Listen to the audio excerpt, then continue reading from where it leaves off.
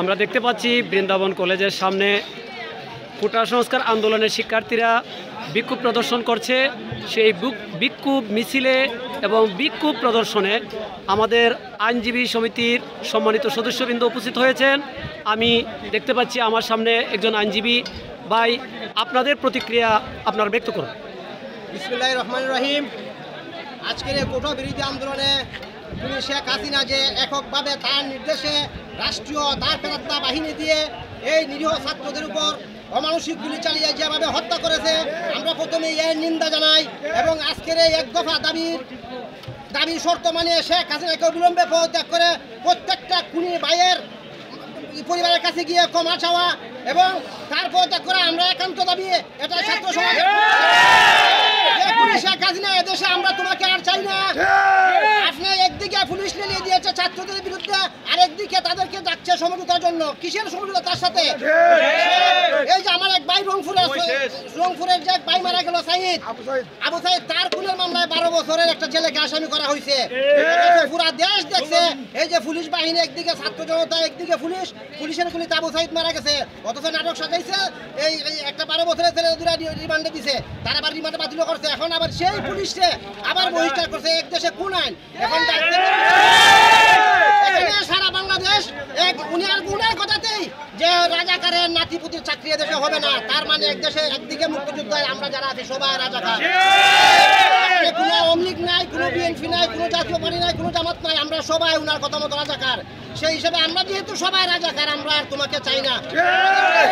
পক্ষ থেকে আইনজীবী সমিতির পক্ষ থেকে সবার দফা এক, দাবি এক, খুনি হাসিনার পদত্যাগ এবং ছাত্র সমাজের ভাইদের প্রতি একটা নিবেদন জানাচ্ছি যে আমরা আইনজীবীরা যদি আপনারা কোনো মামলা মোকদ্দমা বা হামলা শিকার হন, আমরা আইনজীবীরা বিনা ফিতে আপনাদের পাশে সব সময় ছিলাম এবং আছি ইনশাল্লাহ। যাই হোক, শিক্ষার্থীরা 9 দফা দাবি থেকে 1 দফাতে চলে এসেছে। সেই 1 দফা দাবির প্রতি সমর্থন জানিয়ে আপনি কি বলেন? বিসমিল্লাহির রহমানির রহিম।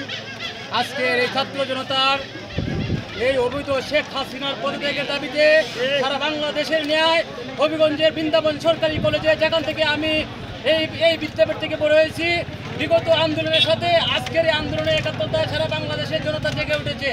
খুনি হাসিনা গতকালকে যে কথা বলেছে যে সমন্বয়কারীরা তার গণভবনে আসার জন্য, কিন্তু প্রয়োজনে তাদের অভিভাবক কাদেরকে নেবেন, কয়জনকে নেবেন? সবাই একজন সমন্বয়কারী, একক কোনো সমন্বয়কারী এখন বাংলাদেশে নাই। সকলেই চায় একটাই দাবি, এই খুনি হাসিনার পদত্যাগ। পৃথিবীর ইতিহাসে ছাত্র আন্দোলনে কোনোদিন এত লাশ পড়ে নাই। সারা বাংলাদেশের ইতিহাসে যতগুলো লাশ হয়েছে, এই খুনি হাসিনা 16 বছরের রাষ্ট্রীয় এবং গণতান্ত্রিকভাবে রাষ্ট্রীয় ক্ষমতার অধীনে এতগুলো লাশ পড়েছে। সমাজ একাধিকবার তাদেরকে সুযোগ দিয়েছে, শেখ হাসিনাকে সুযোগ দিয়েছে, বরঞ্চ সুযোগ দিয়ে তাদেরকে তাদের পুলিশ বাহিনী দিয়ে ক্ষমতার ব্যবহার করার চেষ্টা করেছে। আজকে সারা বাংলার জনগণ, ছাত্র জনতা একাংশ হয়েছে, একটি পক্ষ বিবেকহীনভাবে আওয়ামী দুঃশাসনের পক্ষ নিয়েছে। যদিও তারা রাজপথে নাই, সামনে পুলিশ, পিছনে পুলিশ দিয়ে তারা কয়েকটি প্রোগ্রাম করে বিভিন্ন মিডিয়াতে প্রচার করছে।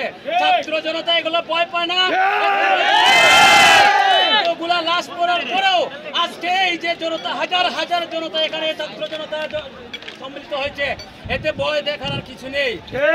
হয়ে গেছে বিগত সময়ে বুলেট খেয়েছে, সবাই বুলেট খেয়ে সবাই শান্ত হয়ে গেছে। এইবার আর শান্ত না, এইবারও শান্তের আগুন। বজ্রের রাত্রে আমরা যখন যারা ফেসবুক চালাই দেখেছি, আমি রাত 4টা পর্যন্ত ঘুমাই নাই গত রাত্রেও, এর আগের দিন 3টার সময় ঘুমিয়েছি। আমরা কিন্তু ঘুমাইতে পারি নাই। আমরা ছাত্র জনতার সাথে আছি। বাংলাদেশ জাতীয়তাবাদী দলের আমাদের কেন্দ্রীয় মহাসচিব মির্জা ফখরুল ইসলাম আলমগীর সাহেব ঘোষণা দিয়েছেন, আমরা জাতীয়তাবাদী আইনজীবী ফোরামও আপনাদের সাথে আছি। যদিও এখানে দলের কোনো বিষয় নেই, আমরা ছাত্র জনতার সাথে আছি। আমাদের সেন্ট্রাল নেতা ঘোষণা দিয়েছেন, আমরা আজকের থেকে আপনাদের পাশে সার্বক্ষণিক আছি, থাকবো ইনশাল্লাহ। আইনি সহায়তার জন্য যা যা প্রয়োজন বিগত সময় আমরা আপনাদেরকে দিয়েছি। আমরা প্রস্তুত সার্বক্ষণিক। আমাদের সবারই জাতীয়তাবাদী আইনজীবী ফোরাম সহ সাধারণ আইনজীবীরাও আপনাদের পাশে আছে, যেভাবে ছিল এখনো আছে। আমরা একটাই দাবি, এই খুনি হাসিনার পদত্যাগ। বিনা ভোটে 16 বছর ক্ষমতায় ছিলেন, থাকতে দেয় না, আর থাকতে দিবে না। অতএব এইবার যত দ্রুত সম্ভব পদত্যাগ করুন, ক্ষমতা আর থাকবে না। ছাত্র জনতা জেগেছে, আন্দোলন জেগেছে, আপনারা যত সসম্মানে আপনি বিদায় হবেন, সারা বাংলাদেশের মানুষকে আপনি শান্ত করেন, এই আশা এই প্রত্যাশা ব্যক্ত করে আমি আমার সংক্ষিপ্ত বক্তব্য এখানে শেষ করছি। একটা জিনিস ছাত্র ভাইরা একটা জিনিস লক্ষ্য করবেন, এই যে শত শত ছাত্র মারা গেল, শেখ হাসিনা কিন্তু দুঃখ প্রকাশ করে না। দুঃখ প্রকাশ করছে কি মেট্রোরেলটা চলে গেল, উনি কি মুগ্ধ বা ইয়ার পাশে গিয়ে একবার বলছে যে হারে আমার মুগ্ধটা মরে গেল? উনি বলে নাই। যে দেশে মানুষের চেয়ে মেট্রোরেলের দাম বেশি, যে দেশে মানুষের চেয়ে বিটিভি এর ভবনের দাম বেশি, সেই দেশে সেই স্বৈরাচারী সরকার আর দেশের মানুষ চায়। সবার পক্ষ থেকে, ছাত্র সমাজের পক্ষ থেকে আজকে শেখ হাসিনার পদত্যাগ দেখতে চাই।